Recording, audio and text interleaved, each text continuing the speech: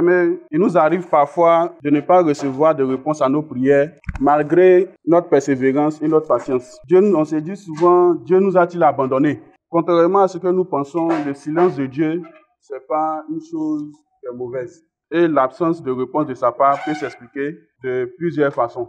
J'ai noté quelques raisons pour ceux qui notent. La première raison, c'est le manque de foi. On peut voir ça dans le livre de Marc 11, verset 24. Je vais lire les versets pour aller plus vite. Premier point, nous manquons de foi. Tiré du livre de Marc 11, verset 24. Je lis la parole. C'est pourquoi je vous dis, tout ce que vous demanderez en priant, croyez que vous l'avez reçu et vous le verrez s'accomplir. Ça veut dire quoi? Ça veut dire lorsque nous prions, nous devons faire preuve de foi inébranlable. Inébranlable, c'est-à-dire nous devons rester constants et fermes, qu'on ne se laisse pas abattre. Je prends peut-être un exemple. Ma fille peut-être vient me demander de l'argent. Papa, j'ai besoin de 10 000 pour mon anniversaire le mois prochain. Je lui dis oui. Elle donne dans son cœur. Est-ce que papa va me donner? Au fait, elle ne croit pas en ce qu'elle a demandé au fait. Elle ne croit pas en ce qu'elle a demandé. Et je vais dire par là, prier, c'est placer sa confiance en Dieu. C'est ça la foi. En deuxième point, pour ceux qui notent, vous êtes dans le péché. Bon, on va dire, nous sommes dans le péché. Comme cela, Dieu aussi ne répond pas à nos prières. Tiré du livre de Jean 9, verset 31. Il dit, nous savons que Dieu n'exauce point les pécheurs, mais si quelqu'un l'honore et fait sa volonté, c'est celui-là qui les exauce. J'aimerais poser une question à quelqu'un. Est-ce que tu peux demander un service à quelqu'un, à une personne avec qui tu es en froid, avec quelqu'un avec qui tu es en palabre? Tu peux demander un service. Voilà. D'abord, tu dis non, c'est de la même manière. Si tu as une vie de pécheur, tout ce que tu vas demander à Dieu, ce n'est pas évident que tu aies même la moitié ou même une petite partie. Raison pour laquelle, si dans notre vie quotidienne, nous ne marchons pas selon les voies du Seigneur, Dieu ne peut pas nous exaucer. C'est pourquoi il est important de commencer chaque prière par une repentance sincère. Tu dois le voir là. Au moins, tu dois lui demander pardon pour tous tes péchés, ce que tu as fait qui l'a offensé là. Demande pardon. Si tu as accepté, tu peux demander ce que tu veux maintenant. Tu as de grandes chances que tu sois exaucé. Alléluia.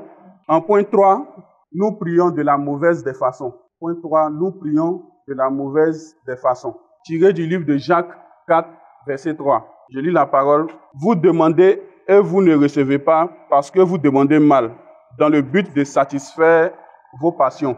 Vous savez, Jacques 4, verset 3. Vous savez, Dieu n'est pas un génie de la lampe, comme on voit souvent dans les films. Ceux qui ont eu les films où on dit il y a les génies, la lampe, bon, je ne sais pas comment on peut représenter ça. Le truc qu'on fait le thé dedans là, voilà, bon, dans les films, ils appellent ça lampe.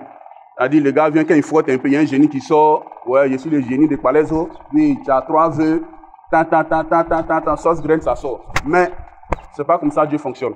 C'est pas comme ça Dieu fonctionne. Nos prières ne doivent pas être égoïstes. On ne doit pas penser à nous seuls. Dans nos prières, est-ce que Dieu a sa part dedans? Est-ce que Dieu peut se glorifier s'il exauce cette prière-là? On ne doit pas penser à nous seuls. Car sachons que la volonté de Dieu primera toujours sur tout ce qu'on demande. Primera toujours. Quatrième point, dernier point. Il nous a répondu, mais on n'a pas voulu accepter sa réponse. Il nous a répondu, mais on n'a pas accepté cette réponse-là. Tiré du livre de Job 33, verset 14. Je lis la parole. Dieu parle cependant tantôt d'une manière, tantôt d'une autre. Et l'on n'y prend point garde. Et la parole de Dieu dit, Dieu peut répondre à nos prières de différentes façons. Et c'est à nous de reconnaître son langage. Je prends un exemple encore de ma fille qui me demande de l'argent. Je prends un exemple, son anniversaire c'est dans 3 semaines. Depuis 1 semaine après sa demande, je lui dis, ok, ma fille, viens, va voir ta tante Mylène, elle a besoin de toi quelque part là-bas, va passer 10 jours avec elle, elle va te donner 1000 francs par jour. Ma fille ne me donne pas de réponse, mais en elle, elle ne veut pas de cette... Elle se disait que non, papa m'a appelé pour me remettre les 10 000 francs. Elle ne va pas, c'est sa tante Mylène. Parce qu'elle trouve que partir travailler chez tante Mylène, pour me donner 1000 francs par jour pendant 10 jours, c'est insuffisant pour elle, donc elle ne veut pas. 1 semaine avant son anniversaire, elle vient me demander encore les 10 000. Je lui demande, est-ce que tu es parti chez ta tante Mylène? Elle ne me répond pas, elle me boude. Le jour de l'anniversaire arrive, elle n'a pas les 10 000 francs, elle me boude, elle est fâchée. Les amis l'appellent, non, il n'y a pas d'anniversaire. Et par exemple, elle marche dans le quartier, c'est là elle voit peut-être sur un mur quelque part, l'homme gagnera son pain en la sueur de son front. Et puis quelque part, elle voit le verset, au fait. Job, tantôt, Dieu parle cependant d'une manière et d'une autre. Et là, à partir de là maintenant, son esprit fait tic. Elle fait une reconstitution des faits.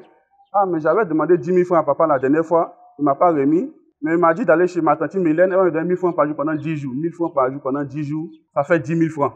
Donc, j'étais à 2 semaines de mon anniversaire. Je ne suis pas parti, j'ai perdu les 10 000 francs. Et ce par-là va comprendre que je lui ai pas, en tout cas, je lui ai pas donné les 10 000 francs, mais je lui ai donné une opportunité d'avoir les 10 000 francs en partant travailler chez sa tante Mélène. C'est comme ça. Donc, Dieu a donné sa réponse, mais on a fait la sourde oreille dessus. On a prié. Il répond toujours. Dieu, quelles que soient les prières que tu vas lancer, il répond toujours. Il répond toujours, mais lorsque ça arrive, on doit accepter ça. On doit accepter sa réponse et nous soumettre.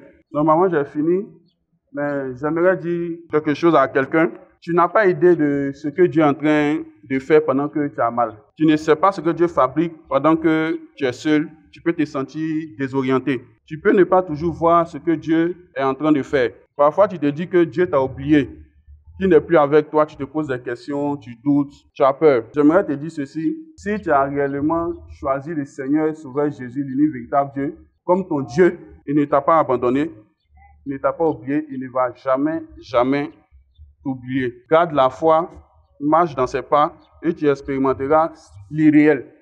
Parce qu'avec lui, ce sont des surprises. Donc, c'était mon message pour une personne ce matin.